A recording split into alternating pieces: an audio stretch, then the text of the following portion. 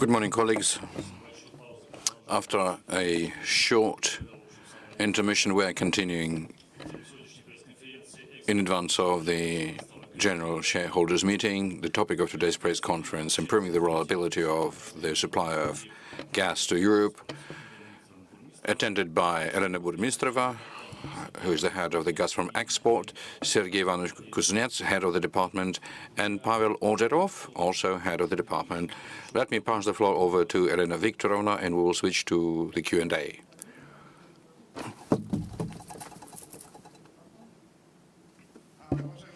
Dear colleagues, good morning, and thank you for having found time to join us at the TASS news agency in St. Petersburg. I would like to organize our meetings in the following way: to first do a bit of an introduction, and following this, together with my colleagues who have been introduced, we will be happy to respond to your questions. So, dear colleagues, in the first place, I am very happy that the export activities by Gazprom do raise so much of an interest on the part of the meeting. So before I switch over to the subject matter, I would like to cover the results and the trends of the current year. It's no news that 2019 has become the record one in terms of the exports, the overall supplies under the Gazprom exports and Gazprom Schweiz contracts, according to our management reporting, reached 201.9 billion cubic meters. Without doubt, after such record results have been reached, there's always a question whether we'll be able to sustain such volumes and such a performance. And I would like to draw your attention to the fact that in our industry, trends sometimes are more important than the figures. The precise results of 2019 in the first place shall depend upon the market environment and the weather conditions. But what is truly important is that the fact that our supplies at the level of 200 BCM a year is a new reality in the European gas market. Please note that 10 years ago, the amount of our supplies to the further abroad were about 30% lower. Think about this. This is indeed a huge amount. So the market chooses Gazprom's gas, and the confirmation of it is in our new contracts. Last year, we extended the period of time and increased the amounts of gas supplies to Austria. Recently, at the St. Petersburg International Economic Forum, we signed a new contract for the deliveries to 5G into Germany. Our electronic trading platform that has been operational less than a year demonstrates brilliant results, assisting us to sell additional volumes above the long-term contracted volumes. Therefore, at the European market, where currently there is a whole mass of interesting events, we feel ourselves quite certain 2018 has been quite dynamic and unexpected to us. So 2019 promises to become another unique year for the whole industry. We are witnessing an emergence in Europe, large amounts of LNG. We do see that the market is becoming a global one. We note new trends on the side of the demand, as well as the trend back into the power generation on gas, as well as the revitalization of new transport arteries, which will meet the growing demand for gas. And we also should take into account the current political trends, which add a considerable amount of uncertainties to the market environment. Let me not dwell upon the assessment of various activities and political statements. It is important never to forget that Gazprom, first and foremost, is a commercial operator, and our task is to sell the gas upon the terms and conditions which are beneficial to us, to our shareholders, and to our counterparties.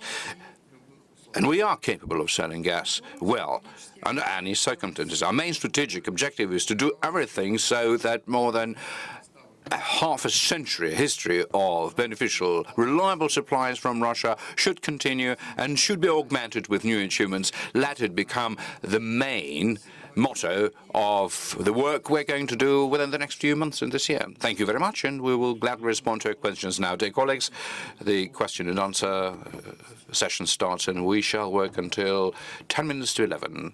Bloomberg, please. Olga Tanas, Bloomberg Agency, with your permission, 2 questions. Yesterday, the data was released by Gazprom about its exports into the remote abroad. It went down by 5.5%, as opposed to the... could you speak up, please? Compared to the same period last year, there was a decline of 5.5%. So my question is whether Gazprom is planning to review its plans for exports this year, or will it remain the statistics already given, 204 BCM, as well as my question about the risks related to the transit through Ukraine. Is Gazprom planning to completely fill its underground storages in Europe, and how might that affect prices in autumn? Thank you very much for your questions. Let me begin with the first one. Yes, indeed, you quite rightly noted the trend in the first quarter this year. There was an insignificant decline, we believe, in the first place, brought about by the weather conditions. Additionally, our supplies to Turkey went down because of the economic environment which we currently can observe overall on the Turkish market. But notwithstanding, we are looking into the future with a moderate optimism. No, we are not intending to reduce our expectations. As we've stated during the press conference in Berlin, the range 194 to 200 seems to us to be quite an achievable one this year. As always is the case, we shall see what the weather has in store for us, because we had quite a warm winter and autumn last time, and the weather forecast for the forthcoming one may not turn out to be quite a fatal one, so the demand for gas may also grow. Now, the second question was about the risk of the transit and the filling of our underground storage. Yes, we are currently quite actively in injecting our gas into the European underground storages. Currently, the volumes exceed the levels of last year at about 2.5 times, and so we continue pumping. Moreover, we have chosen to ourselves a strategic development perspective which calls for at least 5% margin on top of our supplies in the European underground storages, so as to make sure that we stand true to all of our commitments with our European counterparties on a timely basis. We do understand that the prices, amongst other things, are going to be dependent upon the weather conditions. So to be able to precisely predict the price, we can, but that is not quite a negotiating thing to do. Dear colleagues, please, any additional questions, speak into the microphone. Interfax. Untitled Chapter, Interfax. Elena Viktorovna, you have mentioned Turkey. There's debate about the economic crisis and pricing. Wouldn't this affect the implementation of the Turkish Strait project and the relationship on the two countries? And based on the results of 2018, didn't the Turkish consumers demonstrate any need to pay an advance payment as to take-or-pay arrangement? And will Gazprom take this into account, considering its results in 2019? Thank you for your question. First of all, I would like to note that whenever we are talking about such major infrastructure projects as the Turkish Stream, we're not trying to align ourselves with the current market environment, because we went through all kinds of different situations when we were building the Blue Stream. Definitely similar questions were raised, but as we can see, it has fully paid back. It is working at full capacity. Yes, indeed. Every now and then, different economic situations break out in the market when the share of the supplies either go up or go down. That, amongst other things, is related to the Turkish electricity market, but that won't affect our bilateral relationships at all, which are currently at a very high level, as well as making estimates about the construction and the payback periods for our projects. We put in standard assumptions which we feel we will be able to completely fulfill. Now, the second question was about the advance payments or take-or-pay arrangements. I can hardly understand your question, to tell you the truth. I mean to say that in 2018, the Turkish consumers, didn't they have a need to pay an advance payment? Well, look, let's look at it this way. Any need as such in a contractual arrangement is not an existing notion, because there are terms and conditions that are written into the contract which have been fully complied with, both on the side of the Turkish buyers as well as Gazprom, based on the results of 2018. Thank you. And based on the results of 2019, will Gazprom be insisting upon such terms? Well, we're going through just the middle of 2019. We're not knowledgeable about what kind of situation there may evolve out of it. We don't see what the prices in the market will be. We are saying that the prices are going down. We may be having to go through the autumn-winter calls, and whatever the price decline there was in Q1, it may really catch up towards the end of the year. Thank you. Thank you, Artur Toporkov from Vedomosti. Everybody's worried about the problem of 2020 in Ukraine, and I've got several questions to this issue. First of all, within the concept that you are continuing to export gas about 200 BCM to Europe, in the meantime, you don't have the contract to continue transiting through Ukraine, but at the same time, we believe, for example, that the North Stream has been completely built, the South Stream not completely built, and the second string of the Turkish Stream, is not going to be fully including the European part of it. Which volumes of Ukrainian transit you objectively may require in 2020-2021? This is my first question. All right. Well, as always is the case, you are raising the most exciting question. Nevertheless, let me answer in the following way.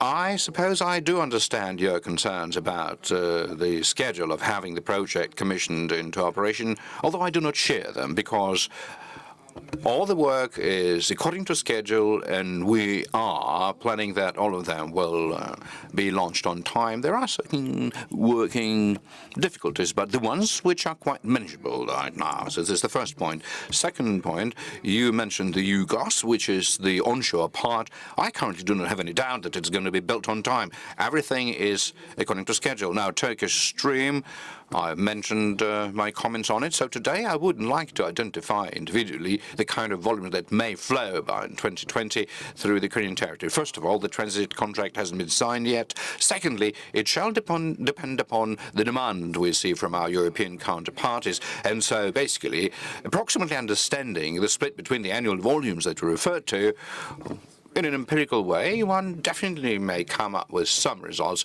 but I wouldn't voice these figures just yet. All right, my next question about the Ukrainian transit.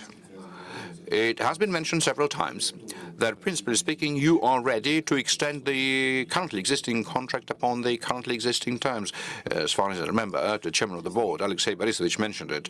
The contract in force right now has been spoiled by the Stockholm arbitration resolution, which said that Stockholm believes the volumes written into it as obligatory to pump through.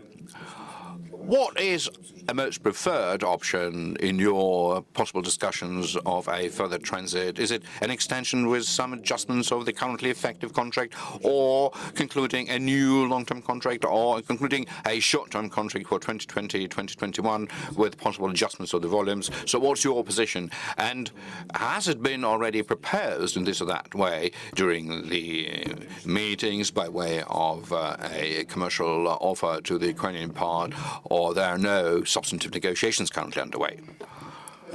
Thank you for your question. Well, the Ukrainian transit, without doubt, is somewhat of a difficult topic right now. As you may be aware, there have been a number of meetings in the form of consultations starting from July 2017 until January 2019. Trilateral one, the European Commission, Ukrainian parties, as well as us, attended. No substantive agreements so far have been reached, as you may know, and we do understand that at this point in time there is quite a complex political situation in the Ukraine right now. We understand that the cabinet has to be appointed. Changes should take place in the parliament, and I suppose after that we shall revisit this issue, because right now money, and there's no secret basically to anyone, we don't understand who we can talk to. Who are the people, who are the entities that we should negotiate with? I hope Sergei Ivanovich will add on, because he's deeply immersed in this issue. Yes, sir, thank you very much, Elena Viktorovna.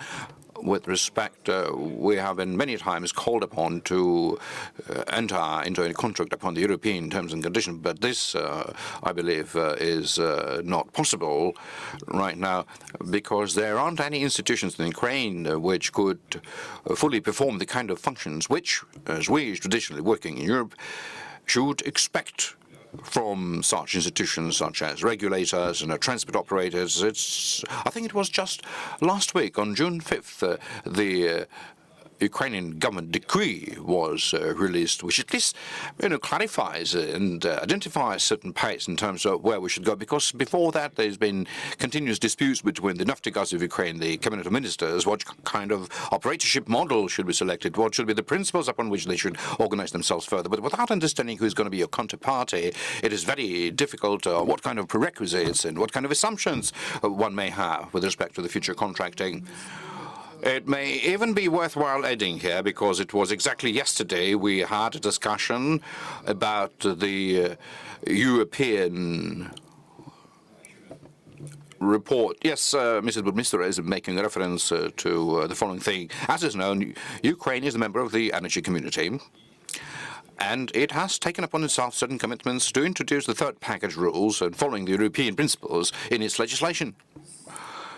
So, based on the information available to us, and this is the report published upon the website of the Energy Community Secretariat, it was released in 2018, I should admit right now that to a certain extent it is outdated, but at least what it says here is that the basic institutions which are important for the capacity contractor, regulator and transport operator are not in a satisfactory condition yet. And it mentions here that the regulator which defines the key economics of transit, meaning the estimation of a tariff, until now is not an independent entity, as it should be based on the European principles. A regulator has to also be independent so that nobody could have a doubt that it is being guided by exclusively objective criteria when defining the amount of transit rather than any other considerations. So based on that, we are looking forward to see some progress and not to occupy the microphone. I would raise another question. Many people are talking about the Ukrainian transit, and very few are remembering the Polish transit. Your contract expires next year. Are there any negotiations currently going on, if at all? If it is not about extending the current contract, what kind of indicators within it may change once you restart the process? Yes, it is true that negotiations currently are continuing, and moreover, since they have been further strengthened by the intergovernmental agreements, there are different government agencies on the Polish side are being involved in it, as well as the Ministry of Energy on the Russian side. There aren't results just yet, so whenever they are, we will inform you about it. Andrei Gryazov, TASS news agency. Irene Victor, I've got the following question. Gazprom is developing a plan to minimize the negative outcomes because of the Danish position with respect to the Nord Stream. Yes, they're trying to delay it. Is there any deadline following which it will be clear that the project won't be commissioned towards the end of 2019 without the permitting being given by Denmark? Thank you.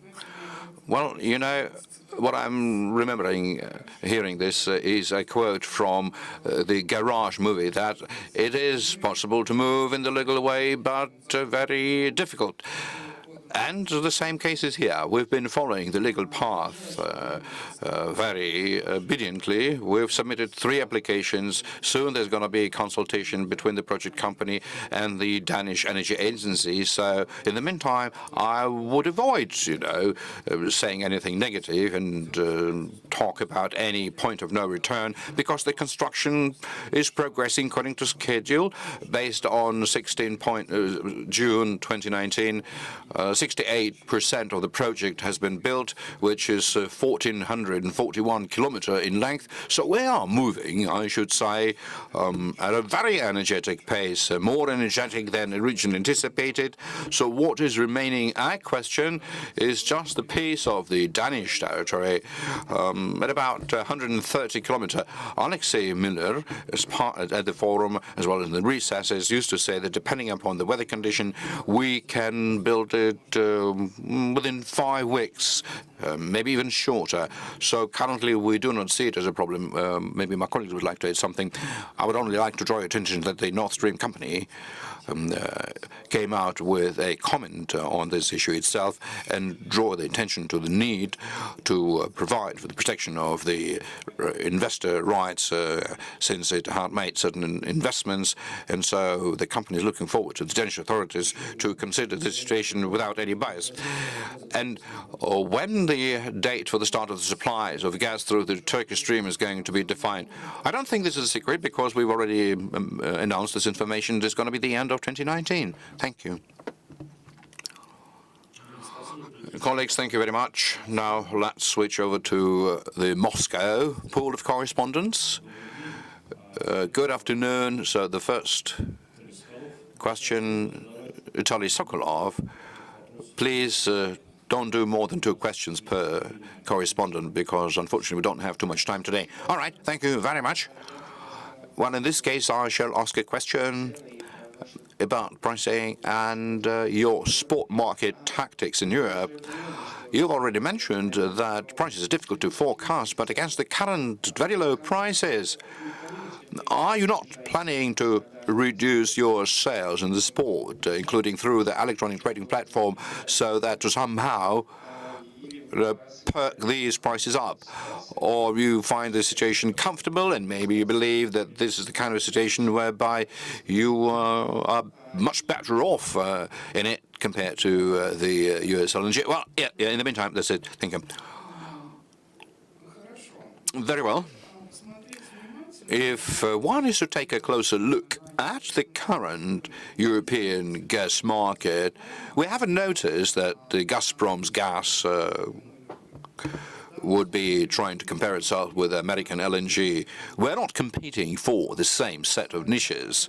And as far as the electronic trading platform volumes are concerned, we're not intending to reduce the volume because we believe the situation to be quite comfortable to us, despite the fact that the prices are nudging down. But we understand that, amongst other things, that would create a positive effect upon the electricity sector, as well as the consumption of gas for the production of power. This is first thing. Second, well, basically speaking, the market has already responded to us not restricting our supplies without us trying to manipulate the market, being 100% committed to what we've obliged to do. Amongst other things, the kind of prices that we can observe today reflect our export policy.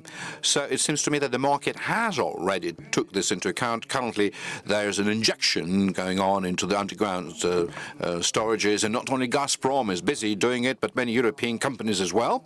Therefore, we do not anticipate any reduction at this point in time. Thank you. Ludmila Paravidova. Good afternoon.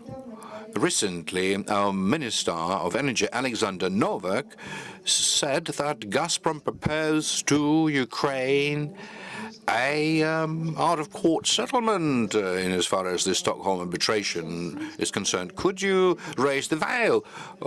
What's true? Because Naftogaz didn't agree that they have accepted it. And my second question, have you counted the amount of fines that the Stockholm arbitration ruled for?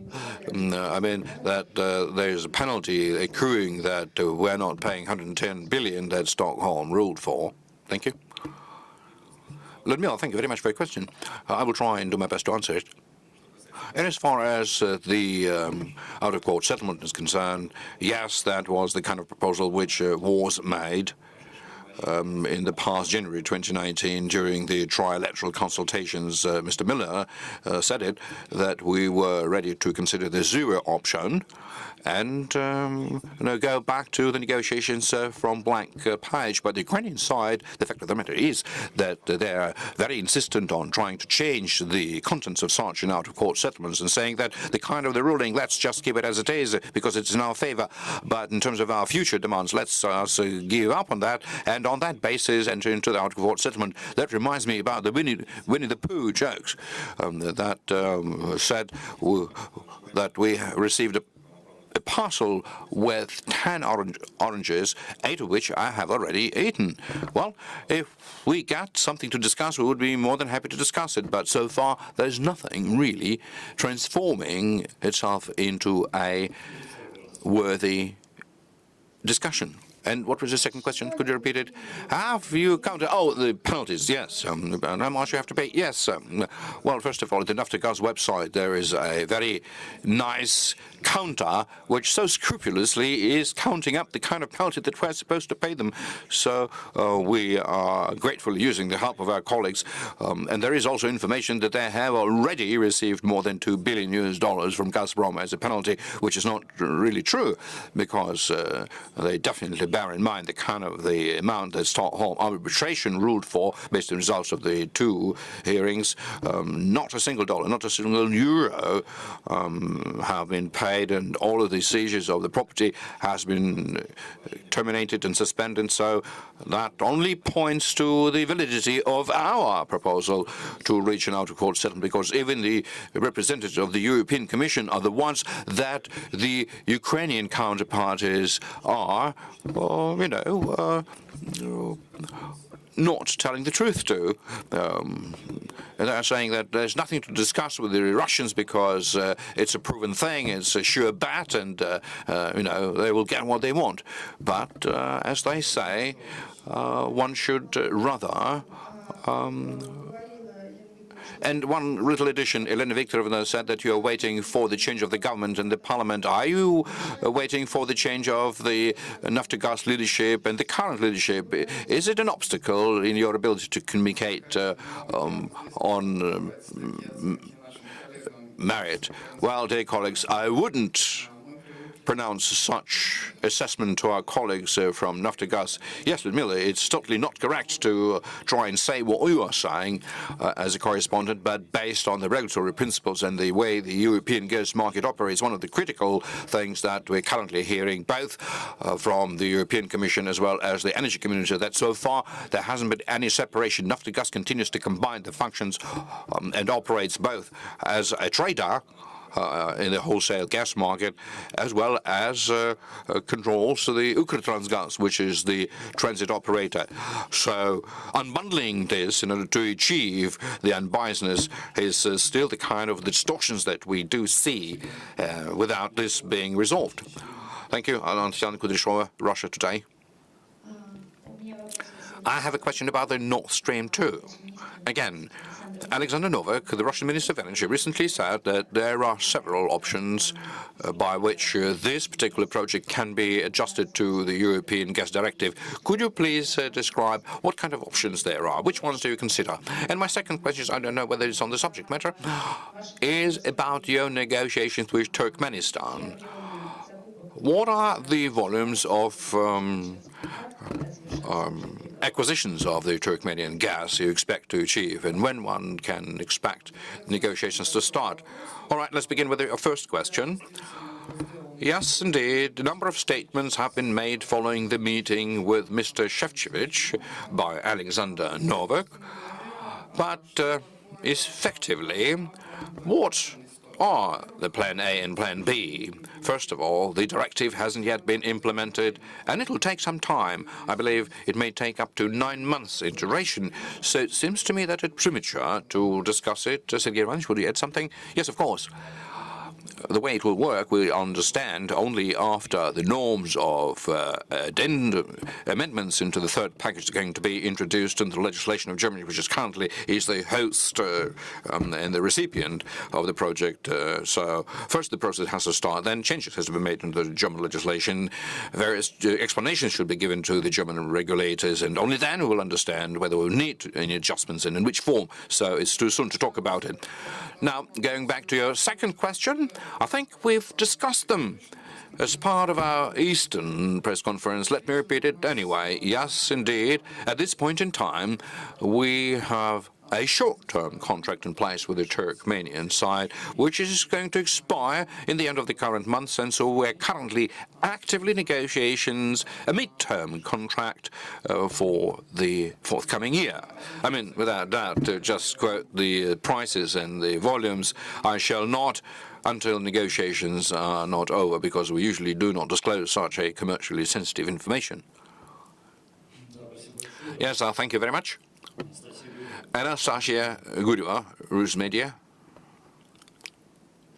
Yes, good afternoon. Could you please tell us, now, bearing in mind the fact and consider the optimistic option that the Nord Stream is going to be built, and on both sides, on all sides, how much gas this forthcoming winter or this year you're planning to, supply through the Nord Stream, and how much gas this winter through the Turkish Stream? So this is my first question: how much gas through the Nord Stream? How much gas through the Turkish Stream? I mean, into Europe. And my second question: you were saying it yourself, there's a whole bunch of problems to come to an agreement with Ukraine. There's no government. There's no nothing. Now, what are the measures that you are planning in order for there not to be any crisis in the winter of the forthcoming year? I mean, the fact that there's going to be maximum injection down into underground storage, all right, we understand it, but what else? So, 2 questions from me. Well, as far as your first question is concerned, I effectively have given already a partial answer to it, because it shall depend upon the applications we receive from our European off-takers. And so based on that, once we approach the autumn-winter period, we will be in a position to forecast a more precise balance, as well as a split in between different corridors. Now, in terms of the second question, what kind of measures we're going to take? I've already listed the main ones. First of all, we believe that there are other options that we've mentioned here. 2 streams, on top of it, an ability to reach an agreement with the Ukrainian side to extend the currently effective transit contract. So, we would like to avoid trying to believe into any apocalyptic scenario. I don't think there will be anything else that I can add to it. But in the form of LNG, are you planning to sell it? I mean, do you at all consider this as an option? Are you having any negotiations? I mean, understandably, that one would like not to, believe into a bad option, but what if something happens? One should be on the safe side. So maybe in the form of LNG to try and make the most out of the regas terminals in Europe, or maybe use the currently existing infrastructure in order to supply it. Any optionalities? All right, by order of an appearance, I do not really understand to try and make the most out of the European regas capacities. The Europeans should think about it rather than us. We should rather think about our own strategy. And our strategy is to meet the needs of our consumers in full. And that is what we are thinking about. Without doubt, we're going to continue to supply LNG exactly as we're doing it today.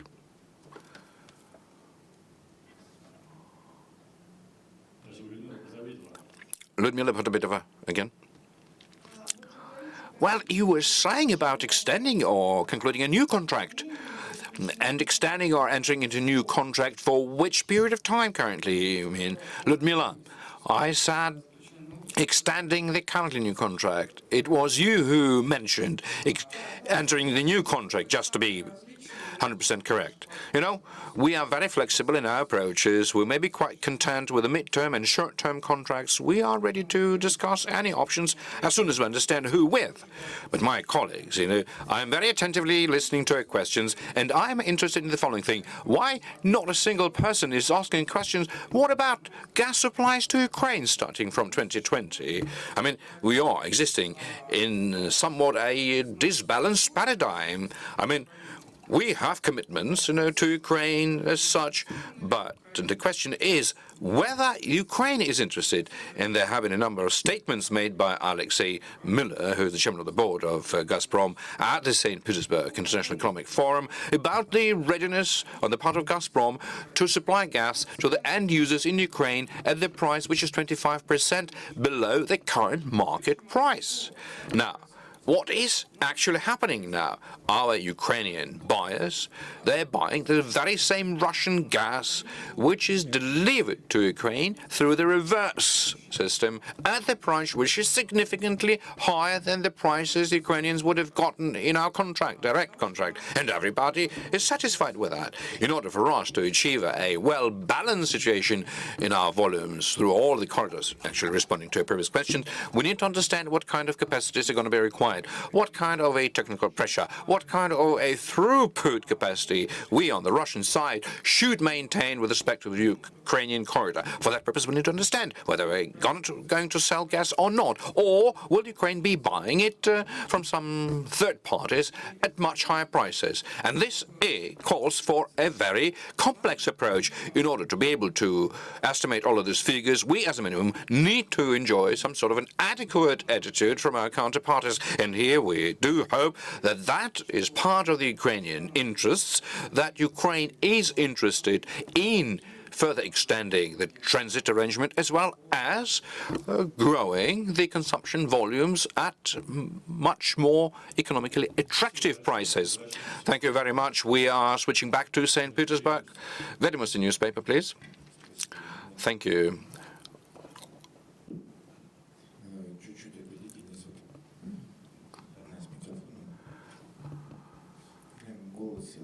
Oh, my voice is playing up. Now, about Ukrainian supplies. Starting from 2020, the question of a political will and economic prerequisites of the counterpart in Ukraine. My question is, Naftogaz has switched on the counter on its website, as well as the Stockholm arbitration ruling presupposes that even if it's 10 times less, but Ukraine is supposed to buy gas from Gazprom up to 5 billion cubic meters, just, you know, whatever. Are you making any sort of a calculation on your part in terms of what they're not really doing in terms of to remain compliant with the Stockholm arbitration? Well, we didn't put up any counter on our website because we believe our company is not a counter producer, but we're a gas producer. But as far as fines and penalties are concerned, I would ask my colleagues to comment. Yes, it really wouldn't be difficult to really sit down and count everything up. But we've always been for a constructive cooperation. But to try and scare each other with all kinds of counters, I mean, it's a path into nowhere. Everybody knows what they're entitled to legally, so we'll be in a position to protect our interest at court. I've got another question. You were talking about Denmark. I do understand that to a larger extent this is a question to the Nord Stream AG company, but maybe you being a stakeholder, you may possibly know. Why do you need to pass through Denmark? Germany and Sweden have a certain juncture where their free economic zones join each other. Do you consider to extend the length of the Nord Stream 2 but bypass Denmark completely?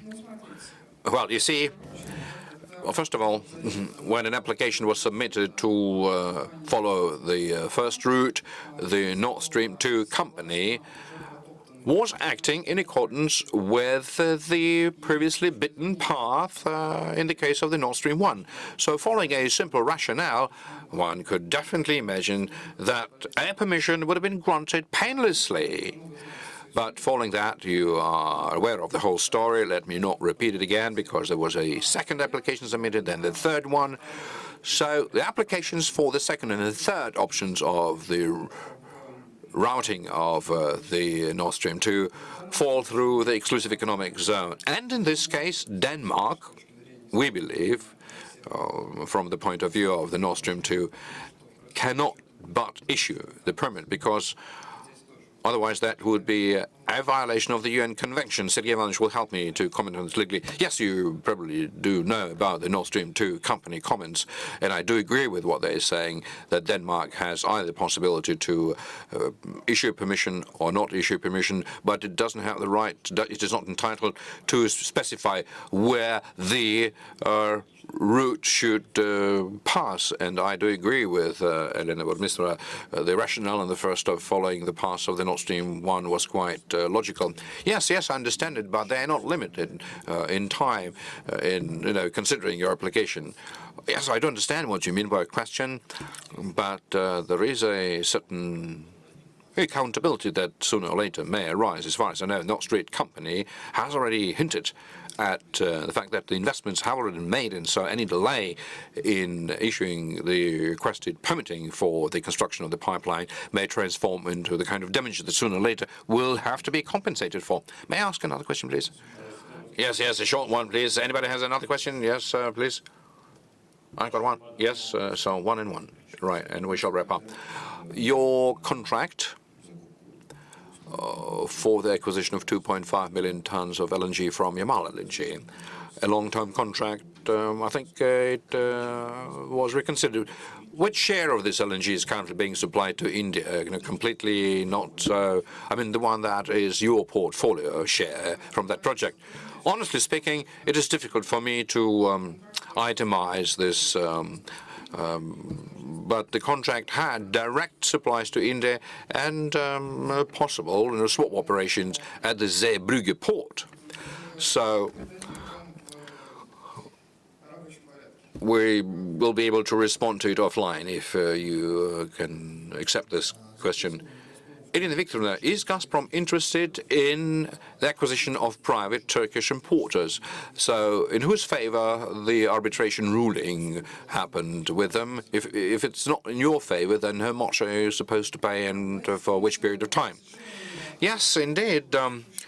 Throughout the last year and the current year, we had a number of arbitration hearings, and with respect to all 5 cases, the ruling was issued in our favor. And those were different arbitration tribunals. The amounts payable do represent a sensitive commercial information, and we do take this into account with our relationship with counterparties, and that is my answer to your second question. But as far as your first question is concerned, no, we're currently not considering any future acquisition of the companies you mentioned. Thank you. TASS agency, final question. Very short question. Just could you be more specific? You said that towards the end of the year you will identify the deadline for the start of the supply. So when is that? December. December, thank you. And another question. This year, the start of the supplies through the Power of Siberia is going to begin. When one should expect the signing of the contract for the supplies to China from the Far East, and what is the reason for such a very lengthy negotiations? Sorry, this question is not about the subject matter of today's press conference. Did you miss out? Did you miss the... Well, all right, then my last question, my very last question, if I may, please.